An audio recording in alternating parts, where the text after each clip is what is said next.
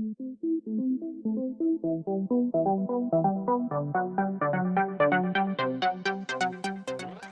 concept of the vertical city is one that we've discussed a lot at Council on Tall Buildings and Urban Habitat, but it's one that you've embraced in the design of the European Central Bank building in Frankfurt. So tell us about that building, first of all, and how it is a vertical community. Well, initially, to design the building for the European Central Bank, we decided we needed a new geometry to create this special iconic building for the bank. And so we basically took the office block, like a singular block, and then we made an HP cut through that, and then we flipped that over and created a central atrium. And the central atrium has different levels, and this kind of creates interaction spaces for the office tenants. And so with this central atrium, you get away from the kind of typical office block building where you have these dark kind of office lobbies where everybody's kind of standing, and then that becomes facing the atrium space and creates this kind of interaction, social interaction in between all the floors. And these different levels of the building create it creates a special place for people to have informal meetings. And this becomes like public squares or streets, basically. So we're basically taking the city and we're kind of stacking it on top of each other. And then from these public squares, you actually have views out over the city, like linking the old city to the new city. What are those spaces? Can you describe one and how people interact within them? Yeah, they're basically how the system works is basically there's shuttle elevators that bring you to these platforms. And then from those platforms, you'll take local elevators to your particular floor. But this becomes kind of a meeting space. There's coffee shops, lounge areas, viewing platforms. And then all of the meeting spaces on the different levels also face into this atrium. So then it becomes a vertical kind of experience also. I see. So it is really like a plaza, yeah, you're saying. Is it open to the public? It's not open to the public necessarily. The ECB has very strict security concerns, of course. And so it's for the tenants of the building, and it's a city within a city for the tenants of that building. The more public functions are in the Grossmarkthalle, which is kind of the large entrance building that is where the convention spaces and press rooms are. Tell me about that, the Grossmarkthalle. The Grossmarkthalle is originally, it was built in 1928. It was a market, and it was where you would buy your produce for the whole city. It was kind of the central market for the entire city.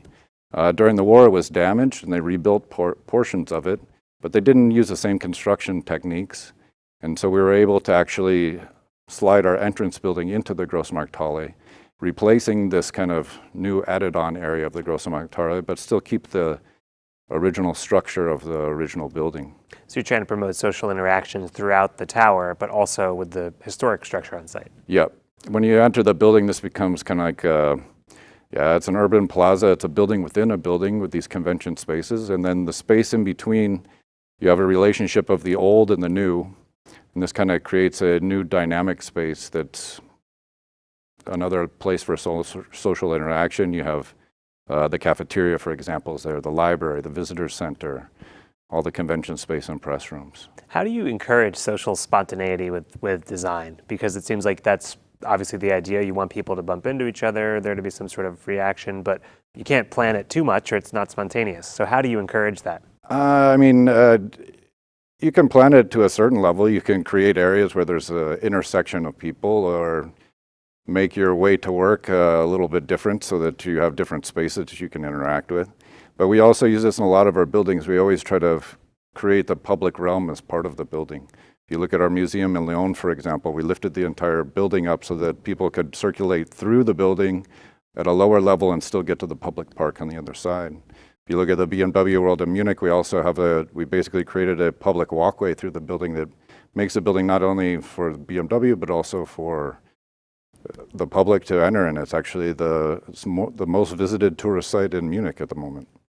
And so all of our projects, we always try to kind of make the social interaction part of the project and enrich the project and make it more viable and more exciting to be there. Mm-hmm.